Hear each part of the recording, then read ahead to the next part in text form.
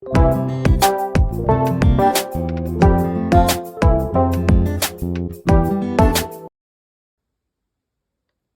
2021. Birds everywhere. Elizabeth. Pink. I looked at the message from Ashlyn. I know an even bigger bird store a little further away. Do you want to meet up there at 11 a.m. today? There were still 2 hours and it seemed fun. There was no reason not to go as I finished all of my schoolwork throughout the week, leaving my weekend free. She told me she was going to bring Kiko, but I felt terrible that if I were to only bring Pear, Bluey would be left out. Besides, I didn't have 2 bird backpacks, canceling them out. I put them in responsibly and went out with my mom, who agreed to the miniature trip. On the way, we passed some green scenery. I let our birds admire it as well.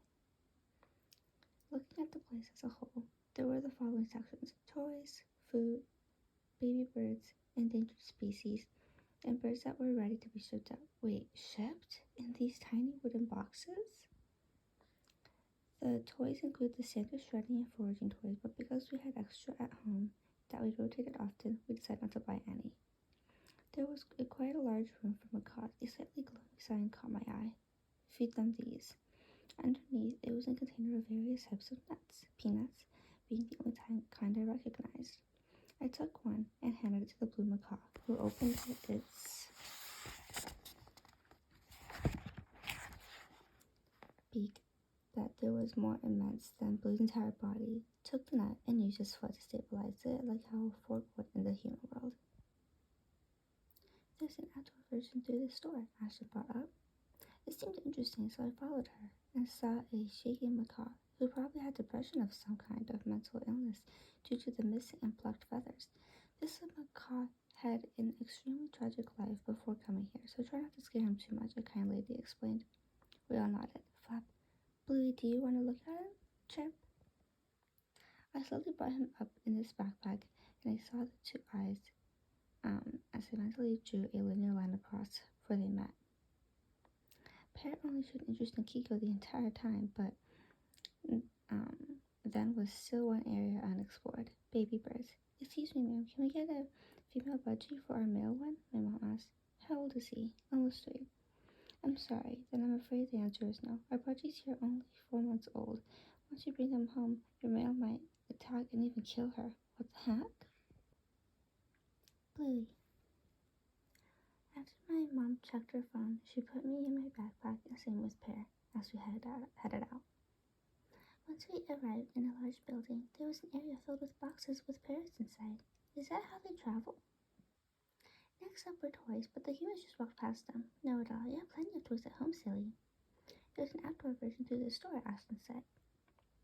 The door screamed for the most heart-wrenching part, going outside and meeting face-to-face with a disturbed macaw. This macaw had an extremely tragic life before coming here, so try not to scare him too much. Flap. Bluey, do you want to look at him? Chirp. Hi, I'm Bluey. It's nice to meet you. I greeted him. Hunt, hunt, hunt, he murmured. Why is he repeating the word hunt? I wanted to ask Pear, but he was busy singing with Kiko. I knew macaws were endangered though, and seeing this macaw in such a state really broke me. Lastly, we went to see some baby birds, but what some lady told us caused me to just not have it. Excuse me, ma'am, can we get a female budgie for our male one? My grandma queried. How old is he? Almost 3. I'm sorry, but then I'm afraid the answer is no. Our budgies are only 4 months old, and once you bring them home, your male may attack and even kill her. I just want a girlfriend, okay? Is that too much to ask? Pear. I'm so excited for Mika to come home. I was about to continue thinking about her when my mom put me in my backpack. My thoughts came as well, thankfully, but as soon as the vastly green mountain area put itself into my view, it all drifted away briefly. Bluey seemed hypnotized by it as well, putting my heart at ease. I wasn't alone.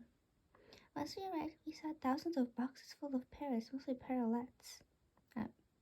And it reminded me of how I was put into one as well when I first arrived. However, it was quite a negative and protruding thought, so I pushed it aside with all my mental force. Hey, Pear, a familiar voice called out.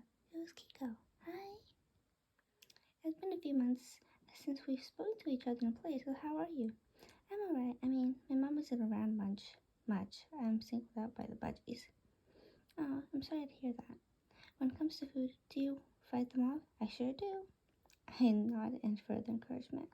Anyway, enough about me. What about you? He asked. Well, I'm getting a new girlfriend very soon, probably in a matter of a week or two now. So that's something I'm looking forward to. I smiled. That's great news. I hope I can meet her sometime soon. I hope so too. The trip was coming to a close, so we stripped our goodbyes and headed home with Bluey looking as fierce as a lion. Oh no.